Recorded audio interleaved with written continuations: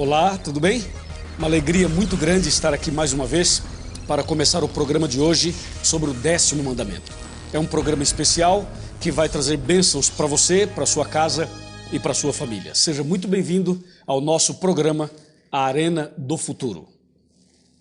Quero lembrar você que nós temos um site, o site da Novo Tempo, e juntamente com o site, o blog do Arena.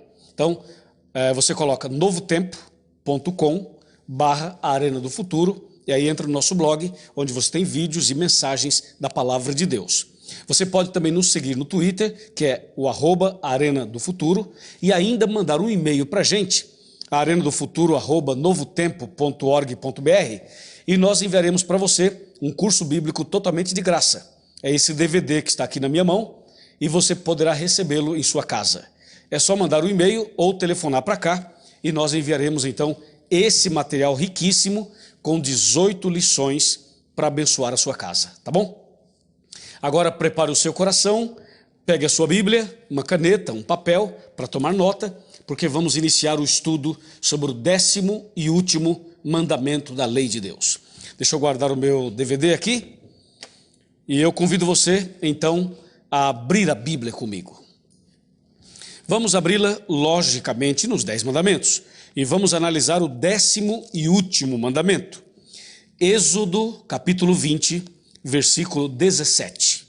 Está escrito: não cobiçarás a casa do teu próximo, não cobiçarás a mulher do teu próximo, nem o seu servo, nem sua serva, nem o seu boi, nem o seu jumento, nem coisa alguma que pertença ao teu próximo. Esse mandamento é interessantíssimo. É lógico que ele usa uma linguagem um pouco mais antiga, quando ele fala nem o seu boi, nem o seu jumento, ele vai usando esses termos, que era o meio de transporte da época, né? Se fosse, claro, usar uma linguagem de hoje, nos meios de hoje, claro que ele usaria outras expressões, mas dizendo a mesma coisa, porque o importante aqui, não só desse mandamento, como de todos os mandamentos, é o princípio que a Bíblia está nos passando. O princípio é: não cobiçarás. Mas não cobiçarás o quê? Aí a Bíblia faz uma lista e a gente pode contextualizar essa lista e mostrar exatamente o significado de tal mandamento.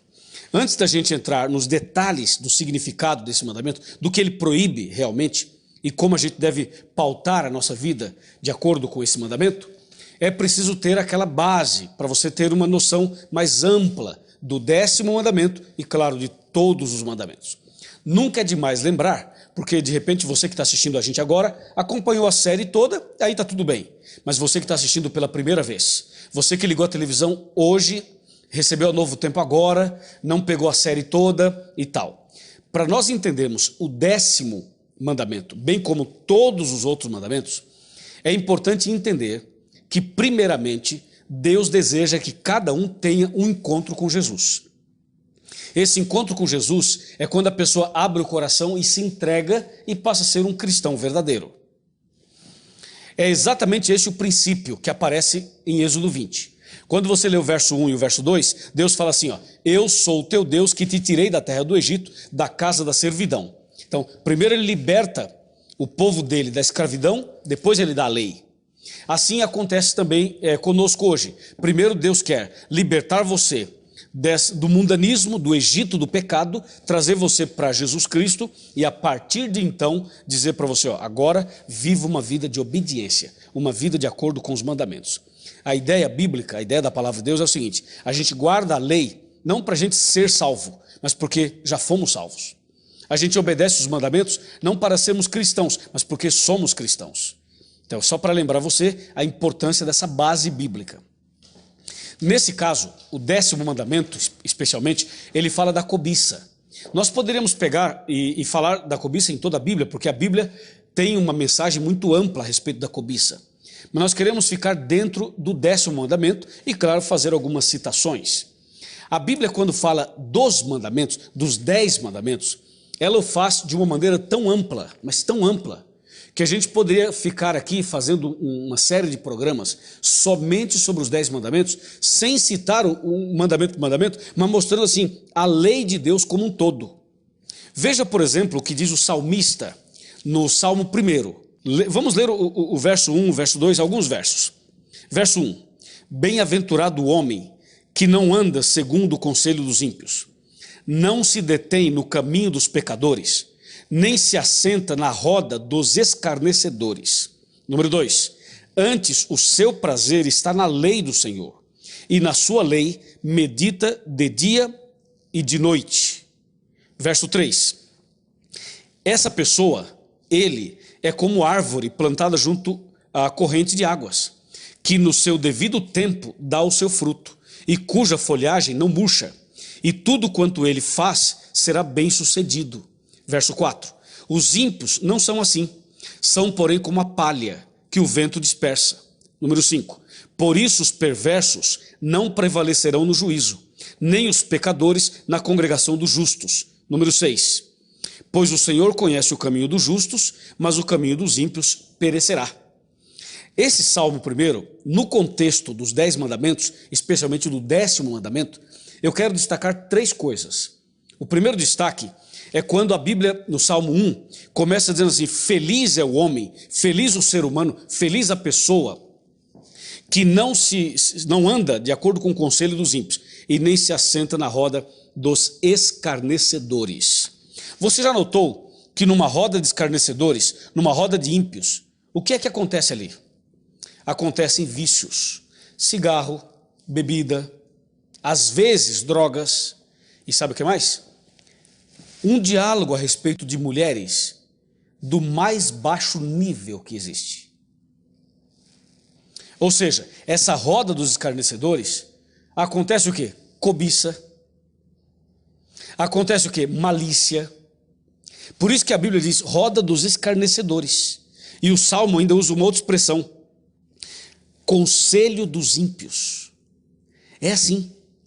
Especialmente quando se trata de homens. Quando tem um grupo de homens escarnecedores, ímpios reunidos, passa uma mulher e ali já começam as piadas, os palavrões, as expressões de baixo calão, que levam aquelas pessoas que estão ali naquela roda a cobiça e a desejos totalmente contrários aos princípios da palavra de Deus.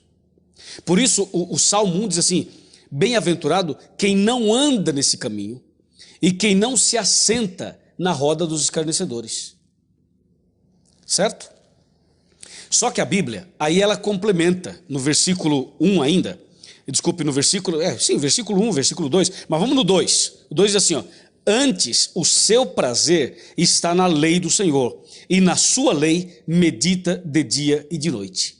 Então, primeiro a Bíblia diz assim, feliz quem não anda nessa roda dos escarnecedores, feliz quem não anda nesse conselho dos ímpios. Depois ele fala assim, na verdade, aquele que tem o prazer na lei do Senhor, esse é feliz. Feliz se você não está na roda dos escarnecedores, mas tem o seu prazer na lei do Senhor e medita nessa lei de dia e de noite. Esse é o segundo destaque. O terceiro destaque é que o Salmo 1 faz uma ligação da lei de uma vida fiel com o juízo final. E sabe por que o Salmo 1 faz essas 3 ligações? Porque o juízo final, que é dividido em 3 fases, ele está baseado na lei. Ou seja, os 10 mandamentos são a norma do juízo final. Por isso o Salmo 1, ele vai falando bem-aventurado quem não anda na roda dos escarnecedores, bem-aventurado quem medita na lei de Deus, e ele fala assim, os ímpios não são assim, e vai colocando e diz, por isso os perversos não prevalecerão no juízo. Verso 5. Ou seja, aquele que anda na roda dos escarnecedores, que anda no conselho dos ímpios, esse não vai prevalecer no juízo. Por quê? Porque transgride a lei. Porque pisa nos mandamentos. Então no juízo final serão condenados. Agora, feliz aquele que foge desse tipo de ambiente e medita na lei de Deus. Esse é bem-aventurado. Esse é feliz. Bem-aventurado, feliz, é aquele que realmente medita na lei de Deus e foge de certos ambientes. Nós, como cristãos, homens ou mulheres, devemos fugir de certos ambientes. Quando Deus fez Adão e Eva, Deus deu orientações para o casal que são também válidas para nós hoje. Deus disse assim, olha, Adão e Eva, vocês podem comer de todos os frutos das árvores do jardim, tudo isso pertence a vocês. Só tem uma coisa, tem uma árvore aqui que vocês não podem comer do fruto dela, uma árvore. As outras árvores podem comer, mas dessa aqui não. Quando Deus deu as orientações, Deus queria que o homem não comesse do fruto e mais. Deus também queria que o homem nem sequer se aproximasse da árvore e não ficasse olhando para a árvore, para o fruto, assim, sabe? Por quê? Porque se o homem ficasse cobiçando aquele fruto, cobiçando uma coisa proibida, então o homem poderia cair no pecado. E o que aconteceu? Eva cobiçou o fruto proibido, deu ouvidos à voz da serpente e comeu do fruto, pecou. E o pecado entrou no mundo e olha hoje como está esse mundo. Entende? Então, na verdade, ali no jardim do Éden, Adão e Eva transgrediram os 10 mandamentos. Adão e Eva desobedeceram os princípios da lei. Se você pegar os 10 mandamentos e aplicar na história de Adão e Eva, vai notar que eles transgrediram todos. Todos. Por exemplo, Deus disse assim: não coma do fruto proibido. Eles foram lá e comeram. O que aconteceu? Primeiro, eles desobedeceram a Deus. Segundo, pegaram um fruto que não lhes pertencia. Sabe como chama isso? Roubo. Não era permitido e eles pegaram, roubaram o fruto. E a Bíblia diz o quê? Não furtarás. Mas para pegar o fruto, a Eva cobiçou. O que diz o 10º mandamento? Não cobiçarás. Entende? Bom, eu citei 2. Eu poderia citar, por exemplo, o primeiro mandamento que fala assim: não terás outros deuses diante de mim. Quando a Eva dá ouvidos à voz da serpente e deixa a voz de Deus no segundo plano, ali ela colocou um outro Deus diante do verdadeiro. Já são 3 mandamentos. E o que é que diz Tiago 2, verso 10? Diz assim: aquele que tropeçar em um só ponto se torna culpado de todos. Consequentemente, o casal, ao comer do fruto proibido, ao desobedecer a Deus, ao cobiçar o fruto proibido, eles transgrediram a lei de Deus. Você está notando que antes da pessoa praticar um ato pecaminoso, antes da prática em si, normalmente tem uma cobiça que antecede? Já notou isso? Já notou, por exemplo, que quando uma pessoa quer praticar um adultério, antes do adultério vem a cobiça. A pessoa cobiça, alimenta, e às vezes essa cobiça, esse alimento dessa maldade, dura um dia, uma semana, um mês, um ano, 5 anos, 10 anos. Tem gente que está alimentando a cobiça no seu coração, alimentando sempre. Às vezes a pessoa é casada, seja homem, seja mulher, é uma pessoa casada. E mesmo sendo uma pessoa casada, está cobiçando a mulher ou o homem alheio. Então, esse é o problema, que a cobiça vem antes de uma outra prática pecaminosa, como o ladrão. Antes do ladrão roubar um relógio, ele cobiça. Antes de roubar alguma coisa, ele cobiça. A cobiça acaba sendo a raiz desses males. A cobiça acaba vindo antes de um outro pecado. É um pecado produzindo outro. É a raiz do mal. Assim aconteceu com Lúcifer, lá no céu. Lúcifer, ele começou a sua rebelião por causa da cobiça. A cobiça nasceu no coração de Lúcifer, quando ele cobiçou a posição de Jesus Cristo e quando ele desejou ser igual a Jesus Cristo. Quer ver? Vamos ler um texto muito forte e muito importante para o nosso estudo de hoje. Isaías capítulo 14. Isaías capítulo 14, observe isso aqui. Versos 12, 13 e 14.